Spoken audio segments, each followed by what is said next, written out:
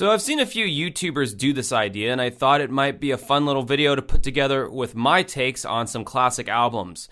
Now, for those of you living under a rock, to consider an album a 10 out of 10, it basically means there is no fat on the record, there are no lulls or dips in the record, there are no weak songs. From start to finish, the album remains strong and engaging.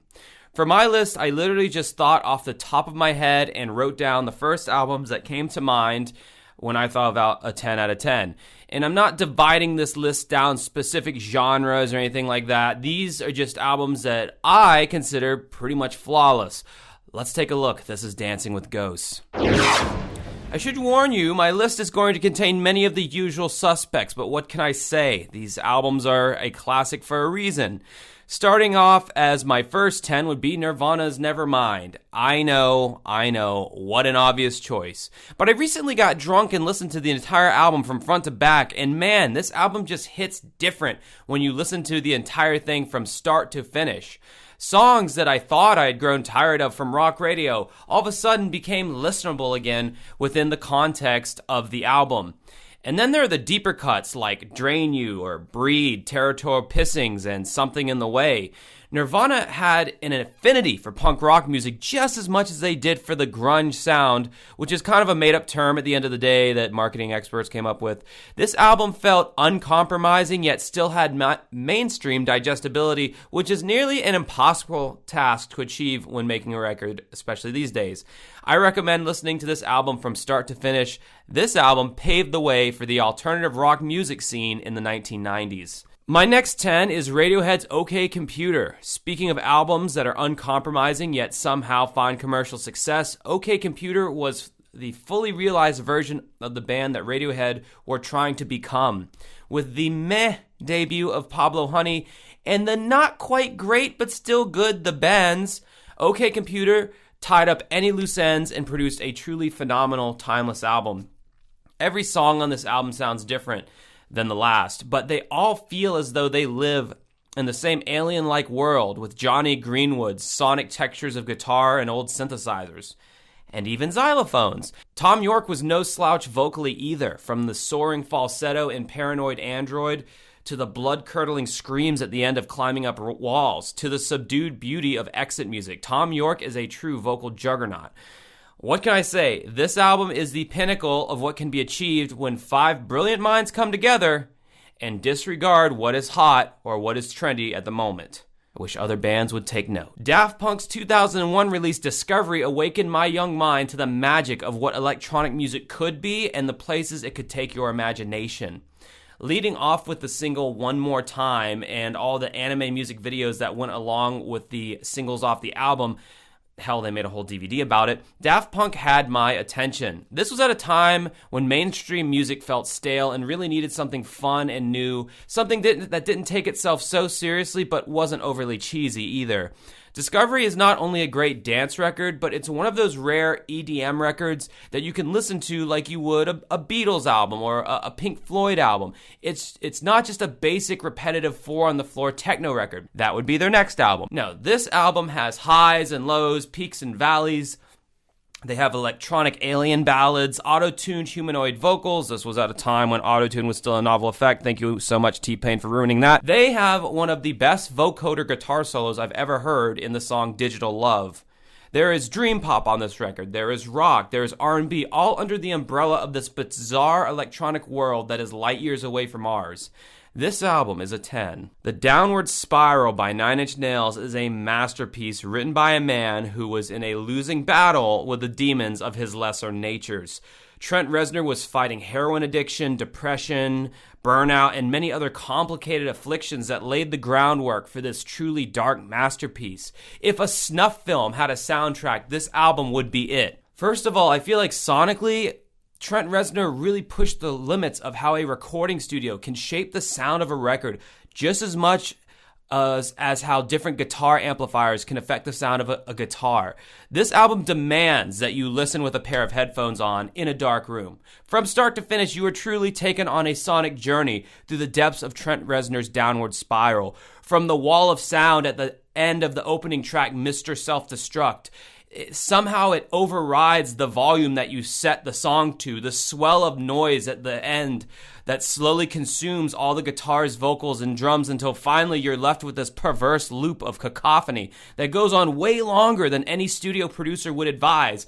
Then the track suddenly stops and we're transitioned into a sparse swing rhythm of just drums, vocal, and bass guitar with the song Piggy. The chopped up off-time drums towards the end of this song is one of the most beautiful boundary-breaking things I have ever heard in a song, period. Trent breaks so many rules musically on this album. The whole hard and fast, we must never do this in a song because it's just not done, he did. Finally, after you feel like you can't take any more of the dark, desperate lyrical onslaught and the pounding of processed drums and guitars, we are left with Hurt. One of the most beautiful endings of a record and such a summation of Trent's own personal downward spiral. This is a ballad, a dark ballad, but if you think Trent has found absolution, he shoves his middle finger right in your face with the last minute and a half of the song when out of nowhere a swell of forte guitars beats you in the ears and feeds back ad infinitum as Trent utters his final lyrics, "I would find a way." If only he could start again, that is. Lastly, for this edition at least, we have the Smashing Pumpkins' Siamese Dream. It is a 10. I know I've given the Pumpkins some beatings on their last few records lately, but let's travel back to a time when Billy Corgan was at his most prolific. In 1993, smack dab in the middle of the alternative rock music craze, Billy was the voice of a generation. Though the Smashing Pumpkins' debut album Gish was a pretty solid record with some modern psychedelic elements, it was 1993's Siamese Dream that saw the band fully achieve their alt-rock masterpiece in both songwriting and time spent in the studio as a band cultivating different sounds, techniques, and melodies. Of all this, of course, was under the tutelage of legendary Butch Vig, who produced the first album on this list, Nirvana's Nevermind. This album may not have been the wrecking ball that obliterated 1980s glam rock in the way that Nirvana's Nevermind did, but what this album did do was to show that you could have a more softer, sensitive side of alternative music and still be heavy as fuck. Electro Harmonix's big muff distortion pedal was instrumental in the guitar tone of this record, which is really one of the big hallmarks of the sound of Siamese Dream. Then, of course, you have Jimmy Chamberlin's dynamic and sometimes frenetic drumming. But the thing that seized it for me was Billy Corgan's voice. It's simply a voice that cannot be replicated. I can't even describe the sound of his voice. It's like a nasally buzzsaw, but in a cool way. It just works. And his vocal timbre cut through all of the noise of the Nirvana copycats. Billy also showed in his lyric writing that you can talk about being sad, bored, apathetic in a way that's more vulnerable and not insulated in some false macho exterior, which was such a breath of fresh air in the rock world. Seeing as most rock music had some macho bullshit posturing that alienated many female listeners, the Pumpkins not only avoided this in their lyric writing, but in their inclusivity of having a female bassist. To this day, that is why many dedicated Smashing Pumpkins fans I meet are female. Again, however, there was no musical compromise on this record. This music feels so young and immediate. This music makes you feel like a teenager even if you weren't a teenager when this record came out. I was 5 when it came out. And before anyone says anything, I do believe this album is a 10 and Melancholy is not.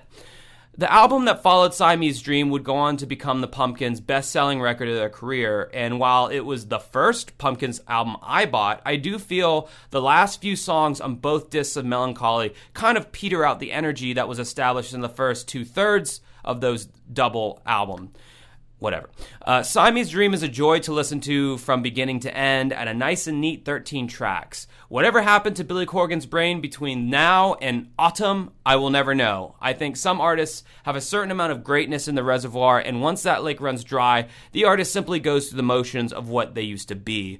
The reason Nirvana is held in such high regard is because Kurt Cobain's life was cut short by his own hand. I am convinced Nirvana would have suffered the same fate of most grunge bands if they had continued on. Judging by the musical direction In Utero had taken, Nirvana would have waned in popularity, and the album after In Utero would have most likely been even more underground in its musical sensibilities. Then, when Nirvana inevitably would drop their latest album in 2023, you would have dickhead wannabes like me on YouTube making videos talking about how they used to be so great, now this new album sucks. I don't know, I could be completely wrong on the Nirvana thing, but I don't know, what do you think? Are these albums a 10? Well, yeah, I mean, I already knew they were 10s, but I want to see what you think. I obviously could have done a lot more records than just these, but I wanted to start out light and see how this video does, if there's any interest in this kind of content. Obviously, I brushed right over Pink Floyd, Rush, Genesis, 3 of my favorite bands, but to me, in their catalogs, they have multiple 10s, and it would have been really hard to have chosen just one. So, I don't know, I might make a part 2 to this, depending on how this one is received. But until next time, have a good rest of your night.